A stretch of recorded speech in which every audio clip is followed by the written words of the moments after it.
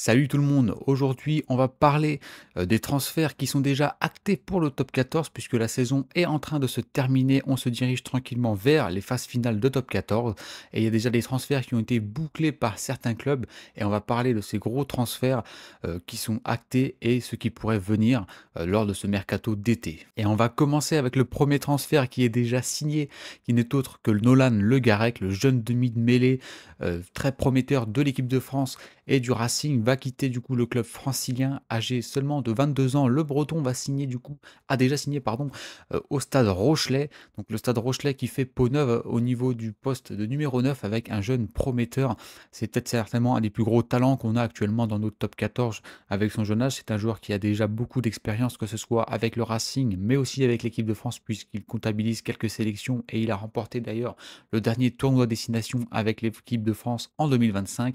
C'est un joueur très rapide, avec une très bonne vision du jeu et qui dynamise bien son équipe, hein, c'est son rôle aussi.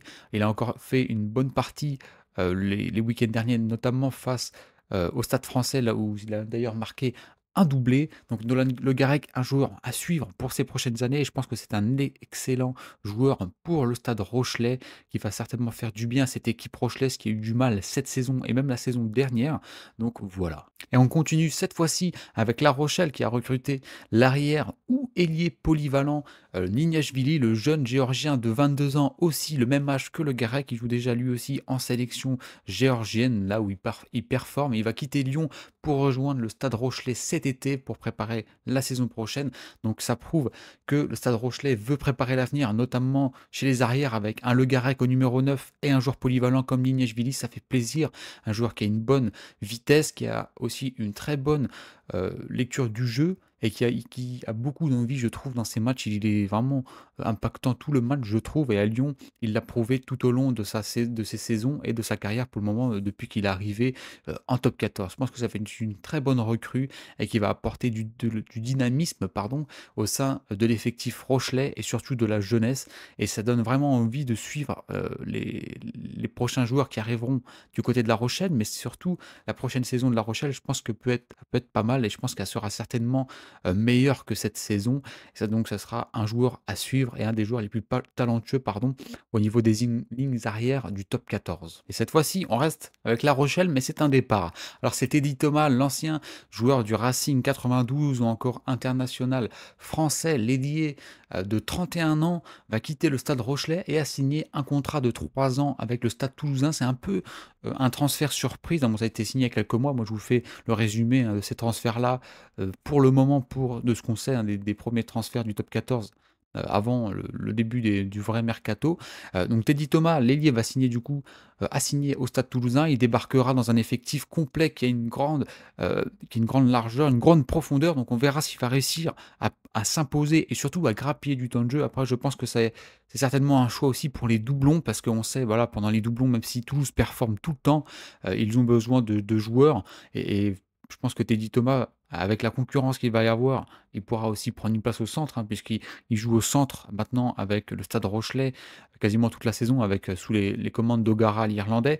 Donc ça sera intéressant à voir. Comme j'ai dit, il y a beaucoup de concurrence sur les ailes toulousaines. Donc il y a Delibes, on peut retrouver les polyvalents comme Kinghorn, Malia, on peut retrouver Lebel ou encore Capozzo qui est malheureusement blessé mais va revenir pour cette fin de saison. Donc Teddy Thomas aura beaucoup de concurrence à ce poste, mais on sait ce qu'il a fait dans sa carrière et je pense qu'il a aussi toutes ses chances s'il se donne à fond et que surtout il est épargné par les blessures. On connaît ce joueur qui arrive à trouver pas mal de trous, qui est assez physiquement assez pas mal, hein, quand même, 1,85 m, c'est un bon ailier qui a une très grande pointe de vitesse, on l'a déjà vu depuis le début de sa carrière, donc on espère que du bon pour le Stade Toulousain et pour Teddy Thomas.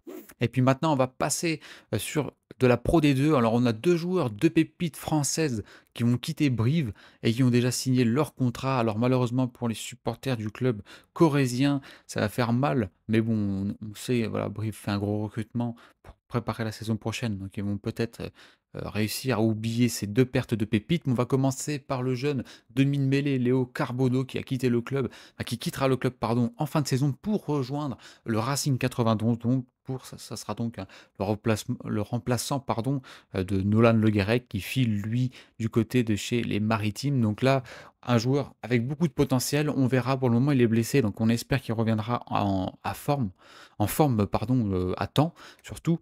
Donc voilà, c'est un jeune joueur de 20 ans qui a pas mal d'expérience quand même, puisqu'il a joué déjà avec les moins de 20 ans de l'équipe de France à quelques reprises. Et Brive, il est quand même titulaire lorsqu'il n'est pas blessé. Il est titulaire à chaque fois depuis pas mal de temps déjà. Donc à un jeune âge et déjà pas mal d'expérience. Et je pense qu'au Racing, il pourra, je l'espère pour lui, grandir. Et j'espère qu'aussi le Racing fera une meilleure saison avec ce type de pépite puisque là, cette saison, pour le Racing, on le sait, c'est compliqué, hein, ça joue le maintien.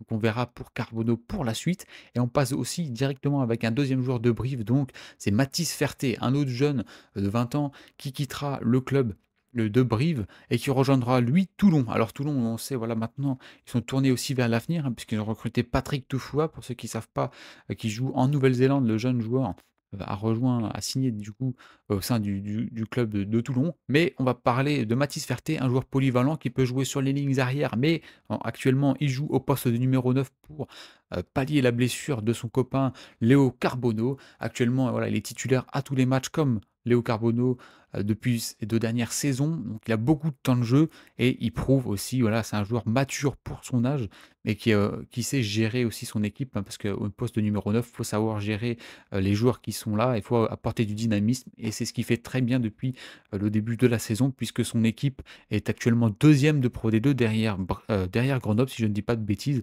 Donc à voir du côté de Toulon, on sait qu'à Toulon, il y a aussi la concurrence.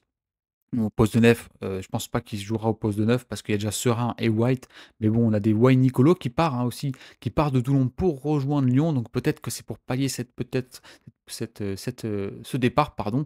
Donc on verra bien un joueur polyvalent comme ça, jeune, pour préparer l'avenir. Je pense que c'est parfait pour Toulon et aussi pour ce genre de petites pépites. Donc donnez-moi vos avis sur ces premiers transferts qui ont été annoncés déjà il y a quelques semaines ou quelques mois sur ces transferts de top 14. Et puis on se dit à la prochaine pour une nouvelle vidéo. N'hésitez pas à vous abonner. Allez, ciao tout le monde.